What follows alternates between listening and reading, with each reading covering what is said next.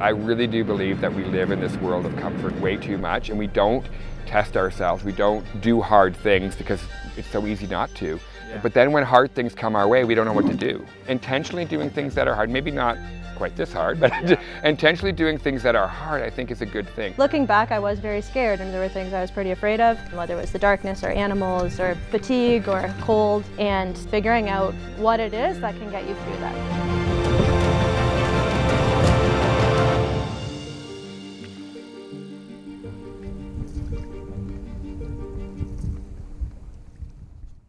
A lot of people ask me if I feel ready for this, and I say I don't really know what to expect. Like, you can plan for a lot of things, but to still know that there's going to be so many unknowns that we're going to have to face and to see what comes out.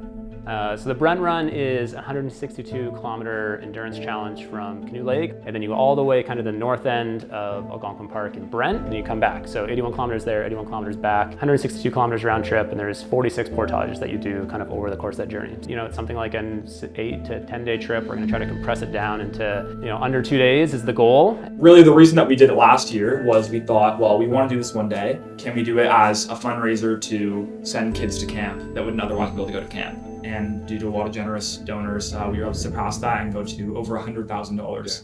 So this year we had the same goal. All right, here we are. It's what time is it, Connor? It is 5:15 and 12 seconds. 5:15 and 12 seconds, and we're just about to hit start on our tracker here. If you can look at that, I'll do that right now. And we're just about to head out. This is kind of what we're seeing this morning. If you can see the mist. Start of the Brent Run. Here we go. Beautiful, eh? What a beautiful morning. Just perfect. Portage number 1. Once this one's down, just 45 more to go, Connor?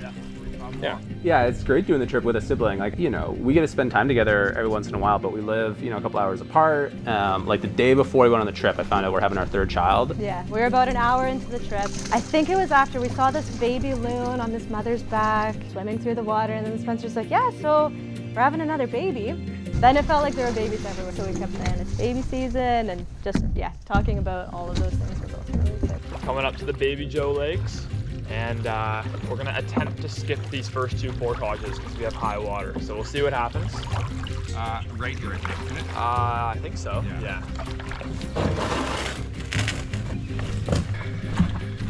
Officially hit 3 hours. Huh? We officially hit 3 hours. Okay, exactly. Interesting.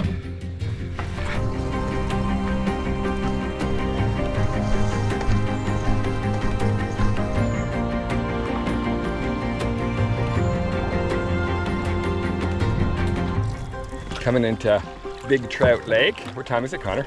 Roughly. I don't know what time it is, but we're approaching the 5.5 hour mark. 5.5 hour mark. That's like we're averaging just over 5 kilometers an hour. 10:45. Yeah, Otter Slide Creek was cool. It's this like meandering river that takes like a long time to get through because you're moving super slow. There's parts where it gets so shallow that you're really just best suited to like pick up the canoe and walk it. In Otter Slide Creek, I was always nervous about moose. It's like a very common area for moose to come, and it's where Andy and Connor had seen a moose, which we knew, and it really delayed them. And we come across a moose and a baby moose. It was a female moose. There was no antlers. They were eating lily pads.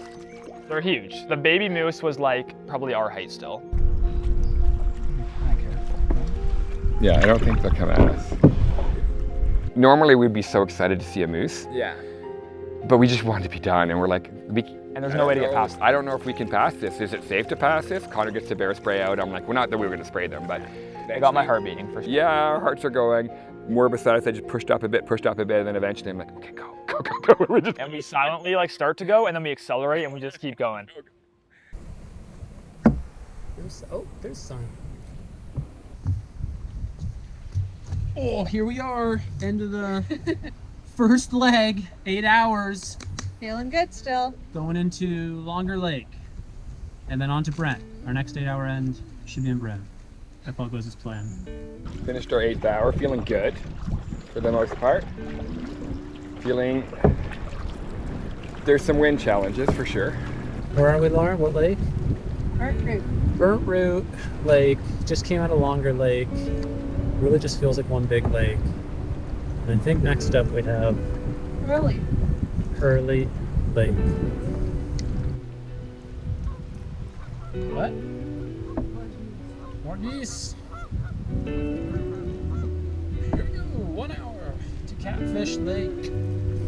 Because your body and your mind is being pushed to such limits, you have to depend on each other, like 100%. It's such a team thing that if one person's suffering, we both are together. It is absolutely that way. There's like no way that I'd be able to do that alone. Check out the waterfall in behind there. Let's go. Almost in Brent here. How you feeling, Connor? I feel good. I'm not gonna lie to you, I feel a bit tired. Yeah. Yeah, I think that makes sense. We were expecting terrible bugs, so Andy and Connor had told us that the bugs were pretty bad. They said this one portage was the worst portage they'd ever done. It's only 40 meters, but there's poison ivy everywhere. There are so many bugs. Connor got 200 bug bites. There were no bugs. There were no bugs anywhere. But I think there was a few times when we would like be paddling close to shore that the horseflies would get terribly annoying and they just swarm your head. You must escape the bugs.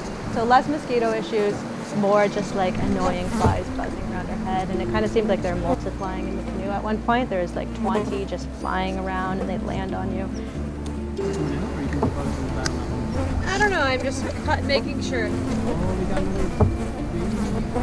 Baby season! There's babies everywhere! Is the GoPro on?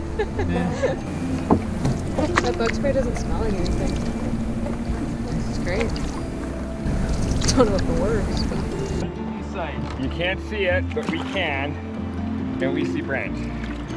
And for us, just like last year, after being probably, 75 kilometers into not seeing anything, that looks like Toronto. And that looks like the skyline to us. All right, we're pulling in, and what's better to see when you pull into Brent than Jake himself? Hello. Hello. Good, how are you?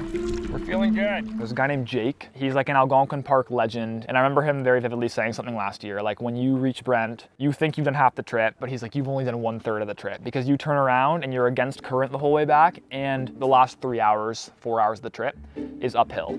All the portages are uphill. Leaving Brent, let's get that moon in there. All right, we're off. I feel really organized. My phone's charging in my pocket. Is it on the dock? Hey Nate, is the GPS on the dock? Hey, go in there. Almost forgot the GPS. No. I didn't tell you really at the time, but I had some serious nausea really like as soon as we left Brent. But I kept having to convince my body that I was fine to push through the like lack of sleep, falling out of the canoe, things like that. I'm freezing cold. I've been cold for most of the night for whatever reason, and I was like shivering, and there wasn't a lot of ways to warm me up, so that can't have helped. I'm actually really worried. But I'm playing it cool, playing it calm. I'm just like, trust me, this will not come across like you're lazy. Good chance of using our SD card this thing anyways. No. 9 hours away from civilization. There it is. It's a terrible spot to actually get help, to be honest. In this circumstance, I lay down kind of with my neck on the yoke, and that seemed to help a little bit, and you were soloing the whole time, which is incredible. At that point, mentally, I was like, I don't know how this can happen for another 8 hours. We're like, how can we finish? But at the same time, it didn't become about finishing anymore. It became about, let's just get to a better spot. Let's just get to a bit better spot and see how we feel.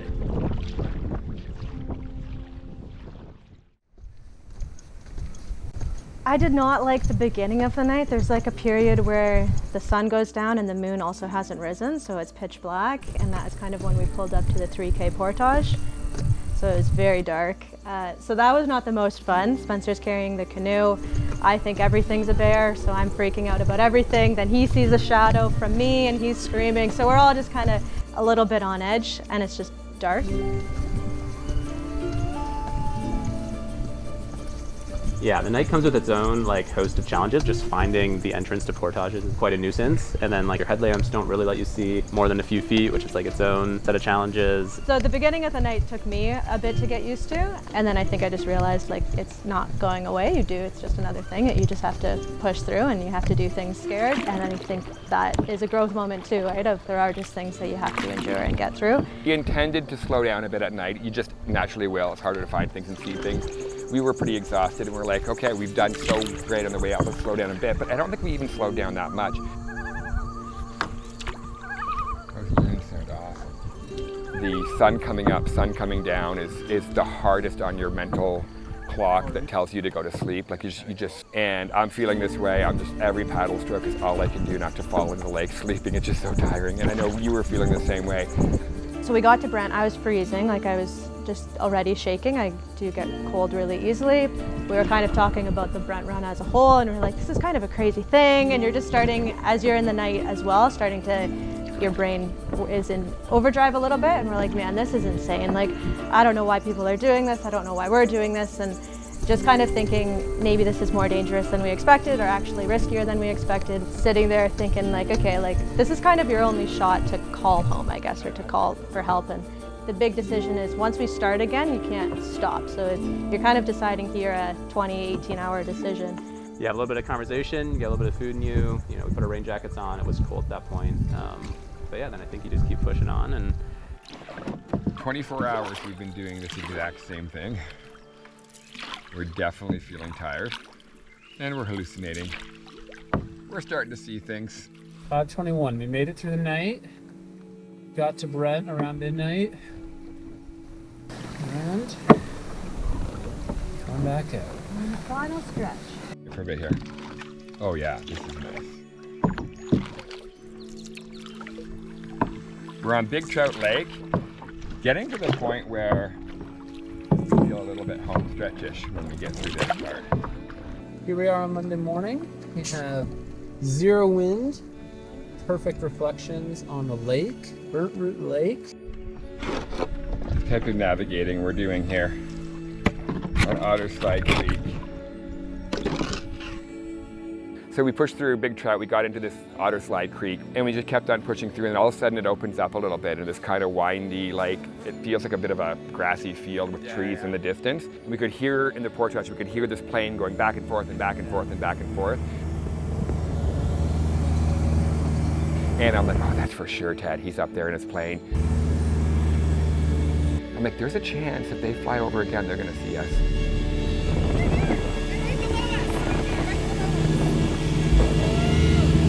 And sure enough, they did. We were waving our paddles and everything. Dipped his wings. Gave us a lot of encouragement. Yeah, that was a moment in time for me where I'm like, we've got friends that are kind of cheering us on. Yeah.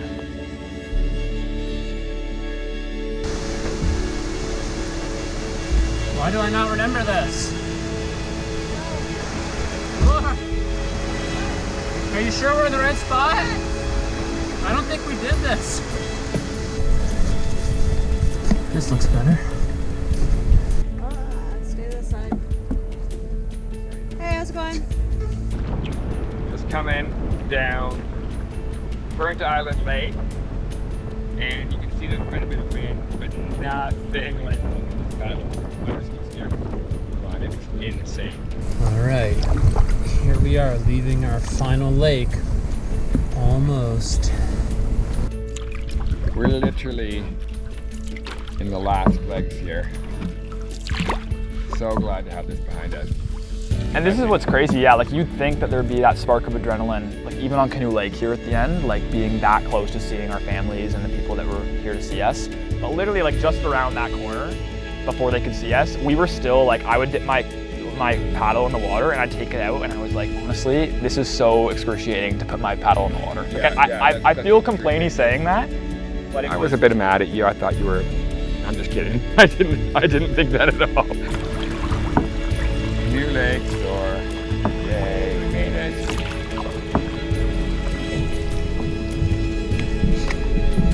We're walking. This is a long stretch for both parties. I guess Josh. Is he coming?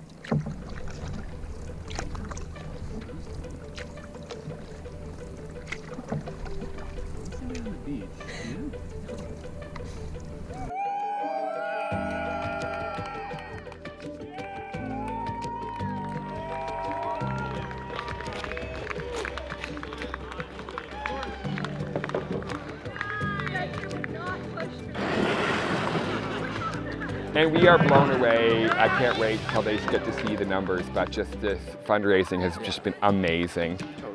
We know there's more coming in too, so it's good. This thing's going to go way over what we thought it was going to.